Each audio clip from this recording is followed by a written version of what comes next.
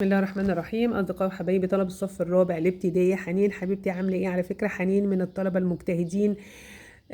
ربنا يبارك فيك يا حنين، انت وشاهد وعلي ومحمود ويوسف وكلكم.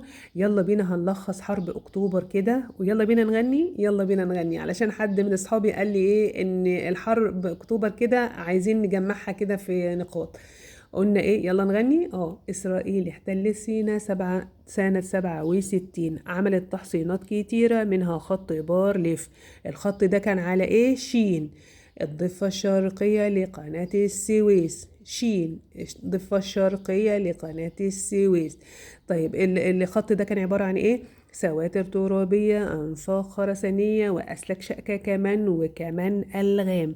بس هو مين؟ احنا المصريين بالمية والخراطيم جبنا أرضا يا حنين، استعدنا الكرامة وهزمنا إسرائيل. وقلنا بدأت الحرب بإيه؟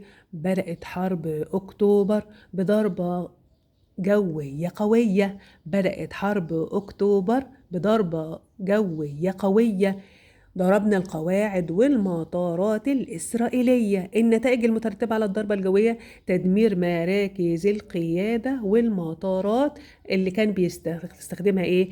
إسرائيل. طيب وقلنا مين اتخذ قرار الحرب؟ الرئيس الراحل محمد أنور السادات. وحرب أكتوبر دي كانت أكيد في شهر أكتوبر، السادس من أكتوبر، الساعة 2 الظهر، العاشر من رمضان.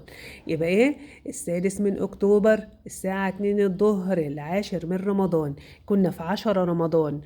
ولو نلاحظ إن كل غزوات الرسول الانتصارات برضو كانت في شهر رمضان، وكان الجنود صايمين. وأنا خالي شهيد في 73 يا ولاد، كانوا صايمين وكانوا بيقولوا الله أكبر، فربنا كان معاهم ونزل ملائكة معاهم. يلا بينا بقى تخطيط بقى وتصميم للتخطيط للجاي لحرب اكتوبر. ولما يسألني يقول لي ما الحرب التي مهدت لنصر اكتوبر، اقول له حرب الاستنزاف. اوعوا تغلطوا. يبقى لما يقول لي ايه ما هي الحرب التي مهدت لنصر اكتوبر، اقول له حرب الاستنزاف. يبقى التخطيط الجيد بدأ باتنين حرب حصول، حرب حصول، واتنين تنظيم تدريب. يبقى حرب الاستنزاف مهدت لايه؟ لانتصار اكتوبر. واستنزاف يعني ايه؟ بستنزف قوه العدو، كل شويه اديله خبطه، كل شويه اديله ضربه، ففي الاخر من كتر الخبطات هيفضل دايخ وتعبان، هتعبه يعني. الحصول على معلومات، مين اللي كان بيجيب المعلومات؟ المخابرات المصرية. علشان ايه بعمل ايه بالمعلومات؟ علشان اعرف نقاط الضعف واضربه فيها. طيب بعد كده بدأت انظم وحدات داخل الجيش، ده وحدة المشاة، ده وحدة الطيران، ده وحدة كذا. التدريب المكثف والمحاكاة لمواقع العدو، علشان ما تصدمش اروح المكان الاقي اشكال غريبة، لا ده انا شفت الاشكال دي واتدربت عليها. طيب بقى وبعد كده هوضع بقى خطة العبور. مين اللي وضع خطة العبور؟ الرئيس محمد أنور السادات وقادة الجيش معاه. طيب إعداد الجيش، هعمل إيه بقى في الجيش؟ 2 ر و3 ت، رفع وغرس وتأكيد تدريب تطوير. رفع الروح المعنوية للجنود، بحفزهم. غرس روح الإصرار والانتماء، التأكيد إن المعركة دي معركة كرامة، لازم نمحي الهزيمة اللي في 73 في 67. تدريب الجنود والضباط وتطوير الأسلحة. وطبعا دور القيادة العامة للقوات المسلحة، قلنا مين القائد الأعلى للقوات المسلحة واتخذ قرار الحرب؟ الرئيس محمد أنور السادات. قلنا يبقى حربية. لما يقول الفريق أول أحمد إسماعيل أعلمها بالحاح، وزير الحربية والقائد العام للجيش. وقلنا الفريق سعد الدين الشاذلي.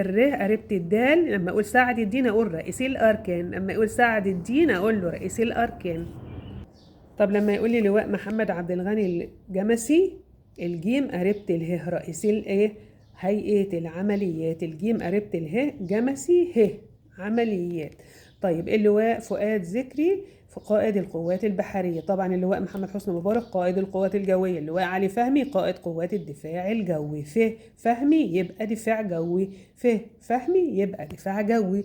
وده تلخيص ان الجيش والشعب وكل الشعب كان مع جيشه، وكلنا إصرار ودعاء لله سبحانه وتعالى، وانتصرنا وحققنا النصر العظيم، وهزمنا أسطورة إن الجيش الإسرائيلي لا يمكن حد يقدر يهزمه.